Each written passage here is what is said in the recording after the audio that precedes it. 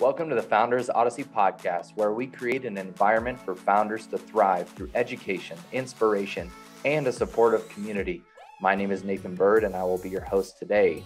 With his analytical mind, relational approach, and outgoing personality, our special guest today, Christopher Barcus, a driven and focused entrepreneur, is the Chief Revenue Officer and co-founder of an innovative technology startup called Tactic, which focuses on solving the complexities companies are having evolving into a hybrid work environment. Through their informative dashboard and metrics-based software, they are solving significant problems. Christopher and his team have just come off a funding round of $3 million from Peterson Ventures and are poised for exponential growth. Join us today as we learn more about Christopher. Welcome, Christopher, to the show. Hey, thanks, Nathan. Super excited to be here and be on the podcast.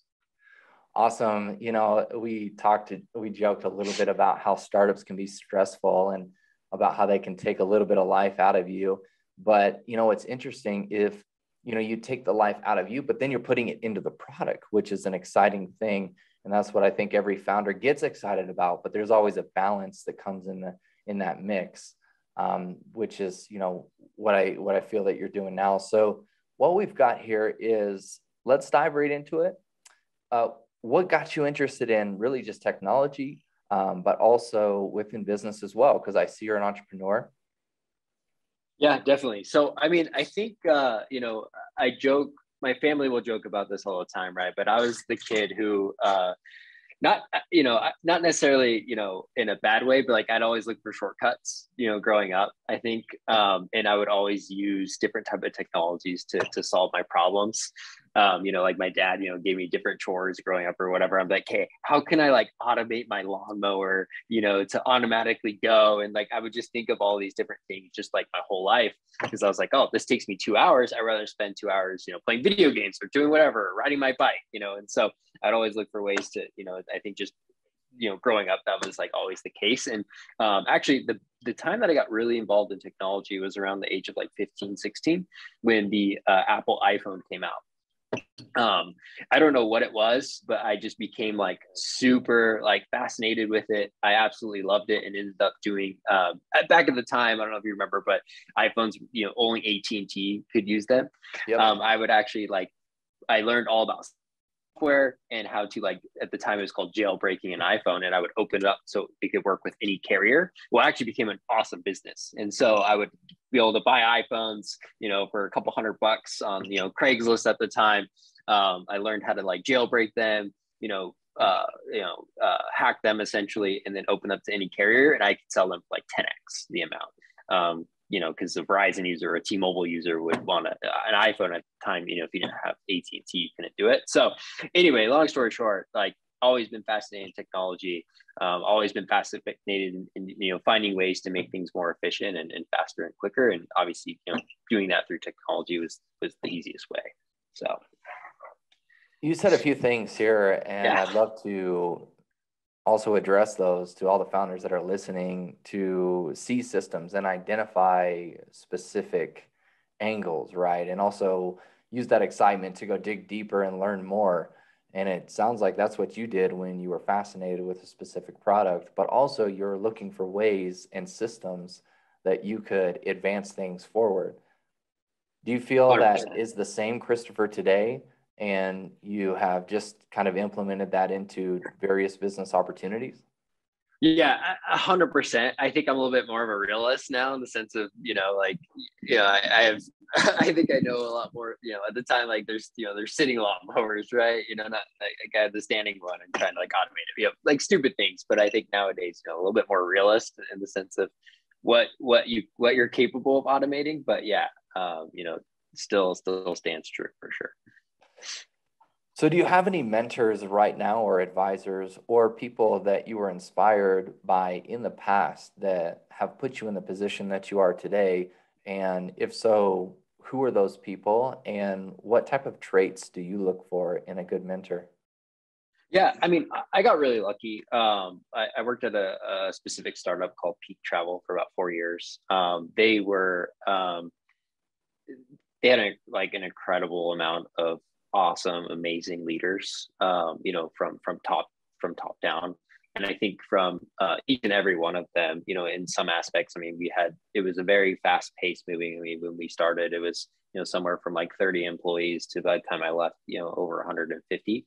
And so during that time span, right, you had all sorts of leaders, right, that came in and out. I mean, one of them was like Davis Bell at Canopy, it's our GM for a year. And so we got to work with a whole variety of different leaders, and all of those leaders have now become bigger leaders. Like I said, Davis Bell's now CEO. Like there's people that we were able to network with and come in and learn from. And I think being in such a super fast paced environment and having a bunch of like amazing leaders really helped shape who I am and how I see things, and how I can, kind of manage and run business now.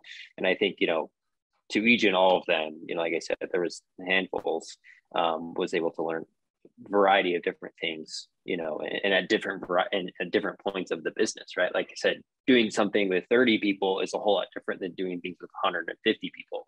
And I think that was the biggest learning was, how things change based off, the size and where you are in terms of, production and from the company. So as a leader in your field right now, what were some of the biggest leadership attributes that you were looking for in advisors and leaders that you now have implemented into your own organization? Yeah, the number one thing I learned, and I think it's carried with me, and it was more of a humbling experience for sure. But I think being able to not just adapt, but adapt to and realize that everyone's different, right? Like you and I don't think the same way, and actually that's a great thing. I think it allows for innovation. And I think, early on in my career, there was a lot of times where I thought I knew everything. I thought I knew the best way, and it was my way. And I was successful. Don't get me wrong. I was successful. And that's why, I would do well at what I was doing. But the problem was, and what I, realized is as things change, you need to adapt, you need to innovate. And to do that, you need people, and you need people that can think differently, because the way that you think is great and could be a great way, but ultimately you need other people, you need other, thought processes. And I think one thing that, one specific leader told me, and he sat me down and he was like, everyone learns differently. Everyone is different. And just because it's not your way doesn't mean it's not the right way. And especially for that person, and what might work for some person, one person might not work for you. And that was a defining moment for me. And again, this was, years ago, but I was able to carry that. And now when I work with people, I realize like, hey, what motivates you doesn't motivate me. And that's actually perfectly fine. And in fact, that's probably a better thing. And now, you can work together and you can be a lot more innovative because you have people that think differently. And so truthfully, one thing that I've tried to find is people that think differently than me. And when I find those people, I want those people because I know they're going to be able to bring a different view. They're going to be able to ultimately bring more value than someone that's thinking the same way as me. So that's really insightful, and I appreciate you sharing that. I know in circumstances, we as founders, we are in a position where we don't quite understand, or we are frustrated, like you're saying, with other people's opinions or ideas. And what I have found too is simply to seek to understand, slow down a little bit, and understand the perspective that other person is coming from. And it's really just goes right along with what you're saying. So in a way, I'm just agreeing with you and just enjoying this conversation. So education, let's move on to education and how that's played a major role. And then as an entrepreneur, we are lifelong learners. So what's one thing that you're really learning right now in the present that you can share with our audience? I'll say this: if you're not learning, if you ever feel stagnant, then you should change what you're doing. I think it's funny, when you're a kid, right? You grow up and you think, oh, when I'm older, I'm going to know a lot more things, and don't get me wrong, you do. But the truth is, and the fact is that you should be learning just as much as you were when you were 12 as you are today, no matter what age, and I think, and the way, and I think with technology nowadays, there's so many more ways to learn, right? You have YouTube, you have things, you have so many more resources and videos, and you can do so much more. And I think for me, that's the biggest thing is we should be constantly learning. We should be constantly stretching ourselves, trying to find ways to go out of our comfort zone. And if you don't feel like you're doing that, then in my opinion, you're creating you're not in the right environment ultimately, right? I think everyone should be learning constantly and doing that. And now with all the resources that we have in the internet and everything like that, there's no reason why we can't be, getting better and learning more every day. Tell us what you're currently learning right now and what you're excited about. Well, learning more than I ever have at the current moment. My background's primarily sales, right? So I got in, obviously, like, I'm passionate about technology, but I never learned like how to code necessarily. Baseline things like I talked about, but never anything, serious. And sales and being in, that environment just resonated with me, and that's kind of where I, went with my career. That said, I'm currently in the position where I'm wearing, and I've worn different hats at a startup, but not at this scale. I'm currently learning about every department and how to not only manage the department, but how to do the jobs. And I think, currently that's the biggest challenge is saying, okay, what are the KPIs? What are the things that we need to be doing in order to be successful in this area of business that I'm unfamiliar with, that I have no idea how it runs or how it should work? I have a, shot in the dark idea as anyone else, but ultimately to be responsible for it and force myself to not only learn it, but become an expert at it. That is, what's been, the most challenging thing currently, because I can go do what I'm doing, what I'm really good at, and keep doing that. But that's not the position that we're in as a company. I have to be doing 800 things at one time, and I have to be an expert at every single, one of those. I'm not by any means, nor am I close, but I have to learn how to be in order to make it successful. I can't help someone at their job if I don't know, what they need to be doing, right? So. I feel like the audience could really take and be inspired off of that, because what you're doing is first off, you're taking ownership in your business. And to take ownership means to do things that sometimes you don't think or are good at. And what you've done here is really focused in on those areas and are hungry to learn, which is really good. And then secondly, with your previous statement, you said, change your state. And there's a lot of different ways you can do that, physiologically, geographically, change your state in order for you to make a exponential leap and bound. And, and I think what you're doing is wonderful, to accomplish those specific tasks. So I would ask you, considering that you're learning a lot right now, what's one thing that you would tell your younger self to really focus on, to get to where you want to go? Yeah, there's some practical things, right? Like I would tell myself, like, learn how to code, just like, and I would also tell myself, learn how to, get really good at Excel, get really good at finance. There's three areas that I think that like ultimately everyone should, if you were really good at finance, sales, and that whole thing, customer relationships, and engineering, coding, like you would be like a unicorn type of person, right? And I think those are things you could learn as a kid, and you could have, you could use them in today's day and age, right? As far as intangibles though, or intangibles, like ultimately, like I would have told myself to work, and I consider myself a hard worker, but I would have told myself to really work harder when I was younger. I think there's something about a work ethic and just muscling your way through something. And again, yeah, we can learn it. We can become experts. We can try and study things, day in, day night. But ultimately, if you can just push through when times are tough and you just understand grit, I think ultimately, nothing will stop you. And I think sometimes, when you're up late at night and you have to wake up really early, you get an hour of sleep and you got to just push through the day.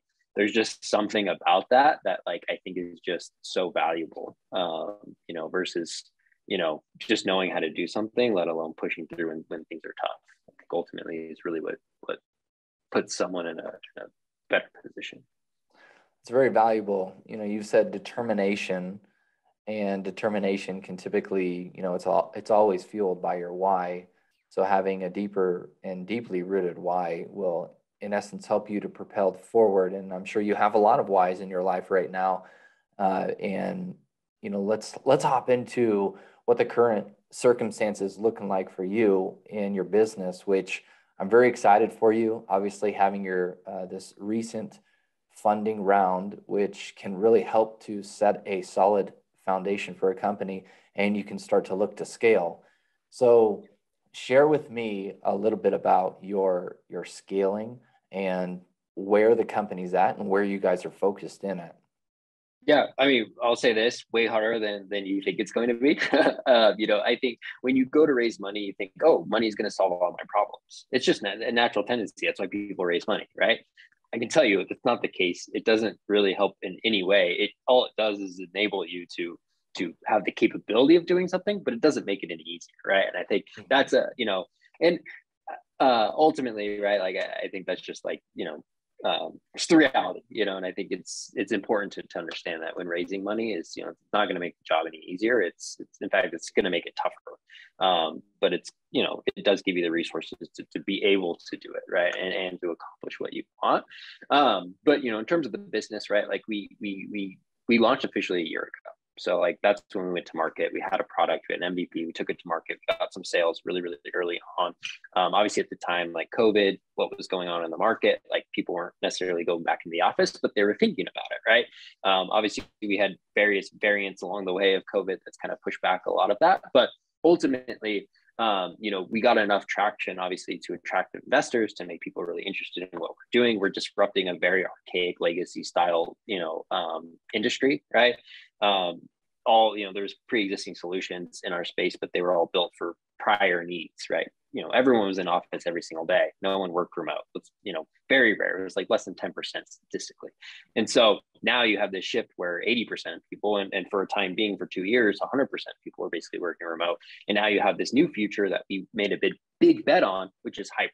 We believe that we're adults, we should be treated like adults, but ultimately there's still a place. I'm in an office right now. I love being in the office, but I don't like being there every single day, right? I'm going to be leaving here in an hour and I'm going to go work the rest of the day at home. And that's how it should be. But ultimately we think that the working together in person with people is still very, very valuable.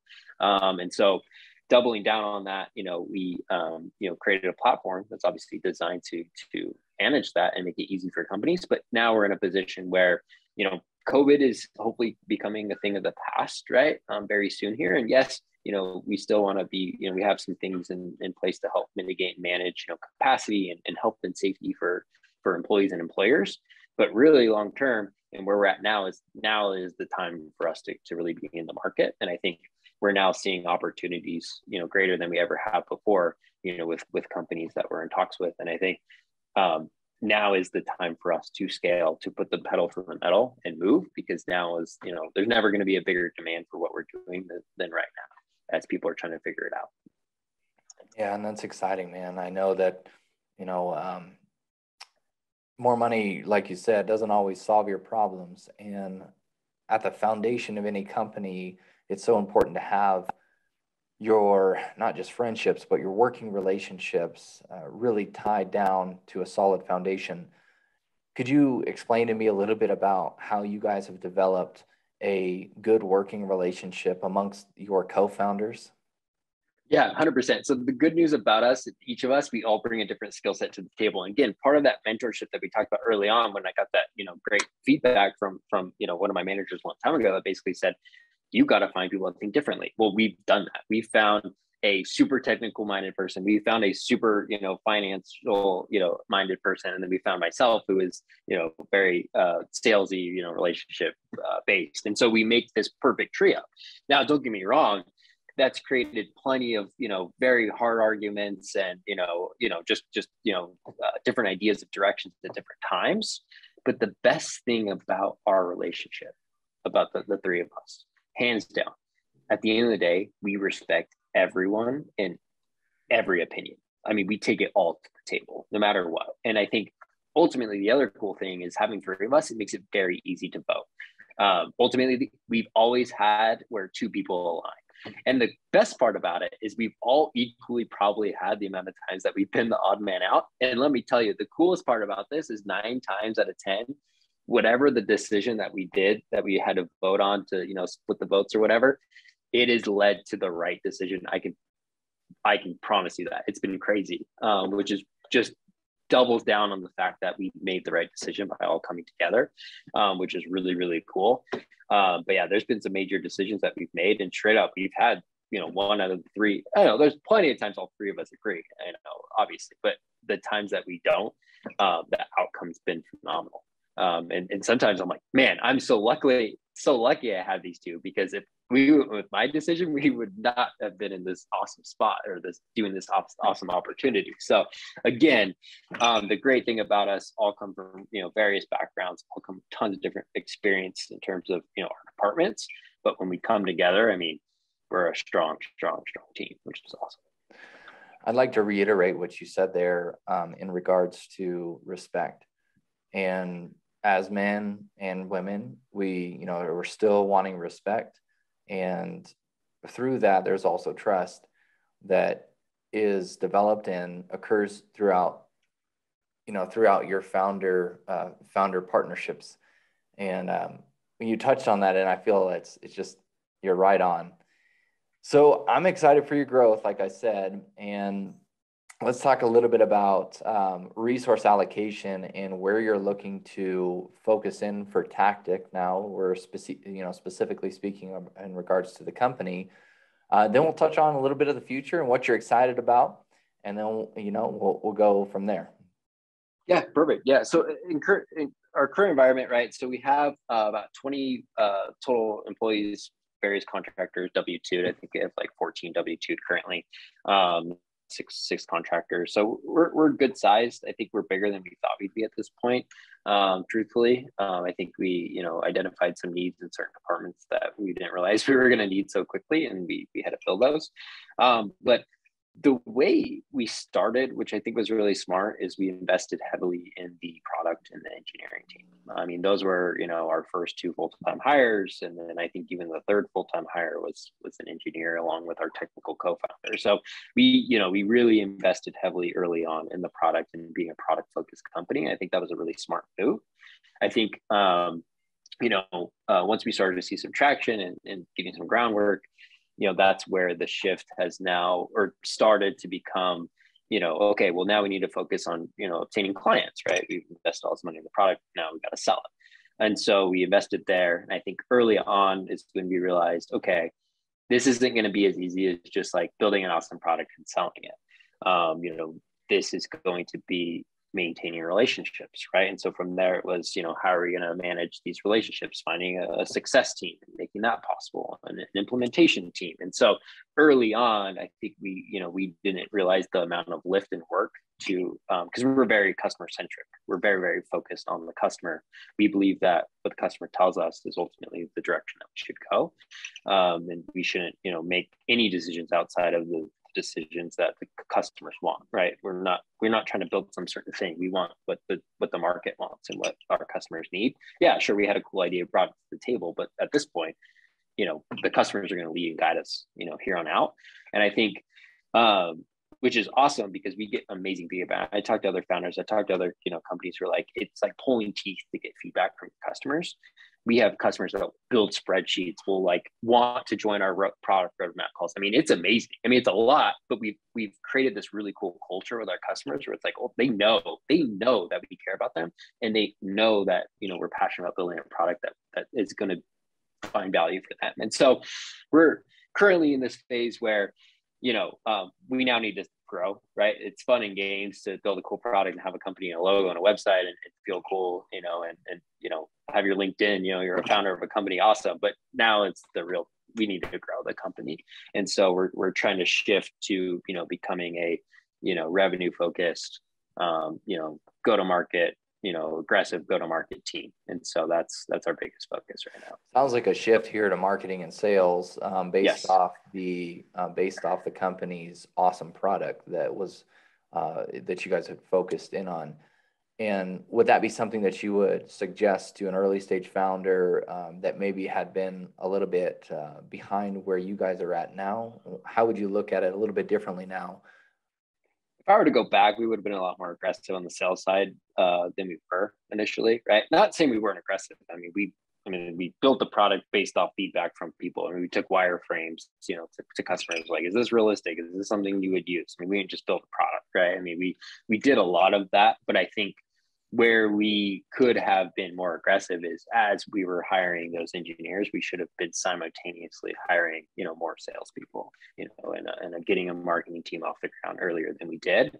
Not saying it's a bad thing, what we've done, and we're in a great spot. It's just more of like, where could we have been if we would have started, even earlier? And I think you've got to find the right balance, right? You can't be too sales heavy where you're selling fluff and upsetting customers, but you also don't want to, have an awesome product that no one's using either.